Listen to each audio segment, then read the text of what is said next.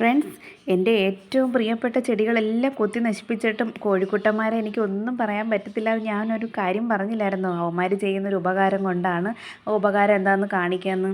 അത് കാണിക്കാൻ എന്തിനാണ് ഈ ബുദ്ധൻ്റെ ബാക്കിലോട്ട് പോകുന്നതെന്നായിരിക്കും നിങ്ങൾ ചിന്തിക്കുന്നത്. ദേ ഒരു സംഭവം കാണിച്ചു തരാം. ഇത് കണ്ടോ, ഇതാണ് ആ സംഭവം. ഈ കോഴികൾ കൂട്ടിൽ നിന്നിറങ്ങിയ ഉടനെ ഓടി നമ്മുടെ ബുദ്ധൻ്റെ ബാക്കിൽ വന്ന് ഒരാളാണ് ഇരിക്കുന്നത് എപ്പോഴും. അയാളിടുന്ന മുട്ടയാണ്. ഈ രണ്ടുപേരും കൂടെ ആണോ ഇടുന്നതെന്ന് വെച്ചാൽ എനിക്കറിയത്തില്ല. ഞാൻ എപ്പോൾ നോക്കിയാലും ഒരാളാണ് ഇതിൻ്റെ പുറകിൽ ഇങ്ങനെ വന്നിരിക്കുന്നതും ചെന്ന് നോക്കുമ്പോൾ 2 മുട്ടയും കിടക്കും.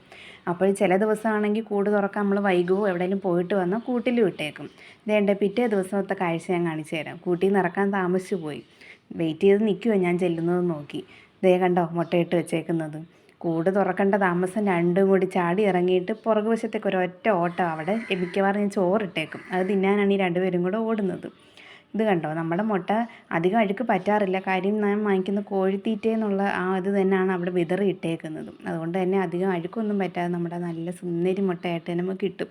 ഇപ്പം തന്നെ ഈ 100 രൂപയ്ക്ക് വാങ്ങി ഈ കോഴികളെ കൊണ്ട് ഒരു 10-250 മുട്ടയെങ്കിലും എനിക്ക് കിട്ടിക്കാണും. അപ്പോൾ പിന്നെ നിങ്ങൾ പറ, ഞാൻ ഈ യുവമാരെ കുരുത്തക്കേടൊക്കെ ഞാൻ എന്തിനാണ് സഹിക്കുന്നതെന്നുള്ളത്. ഇപ്പോൾ എൻ്റെ കയ്യിലിരിക്കുന്നത് കടയിൽ നിന്ന് വാങ്ങിച്ച മുട്ടയാണേ. ഞാൻ എന്തിനാണ് കടയിൽ നിന്ന് മുട്ട വാങ്ങിച്ചതെന്ന് വെച്ചാൽ, നമ്മുടെ കോഴി ഇടുന്ന മുട്ടയും കടയിലെ മുട്ടയും തമ്മിലൊരു വ്യത്യാസം കാണിക്കാനാണ്. നമ്മുടെ കുട്ടന്മാരുടെ മുട്ടയ്ക്ക് ഒരു ശകലം വലിപ്പ വ്യത്യാസമുണ്ട് കണ്ടോ. കടയിൽ നിന്ന് വാങ്ങിക്കാൻ ഇച്ചിരി വലിപ്പം കൂടുതലും നമ്മുടെ കുട്ടന്മാരിടുന്ന മുട്ടയ്ക്ക് ഒരു ഇച്ചിരി വലിപ്പക്കുറവുണ്ട്, അത്രയേ ഉള്ളൂ. പക്ഷേ ചെറുതായിട്ടൊരു ഉണ്ണിക്കൊരു വ്യത്യാസമുണ്ട്. അത് ഞാൻ കാണിച്ചു തരാം. ഇത് കണ്ടോ, ബുൾസൈ അടിക്കുമ്പോഴത്തേക്കും ആ കിടക്കുന്നത് മഞ്ഞ മുട്ട കടയിലതും ഈ ഓറഞ്ച് കളർ നമ്മുടെ കുഞ്ഞന്മാരുടെ മുട്ടയുടെ കളറുമാണ്. അപ്പോൾ എല്ലാവർക്കും എൻ്റെ കോഴിക്കുട്ടന്മാരുടെ കുരുത്തക്കേടുകളും വിശേഷങ്ങളും ഒക്കെ ഇഷ്ടമായെന്ന് വിചാരിക്കുകയാണ്.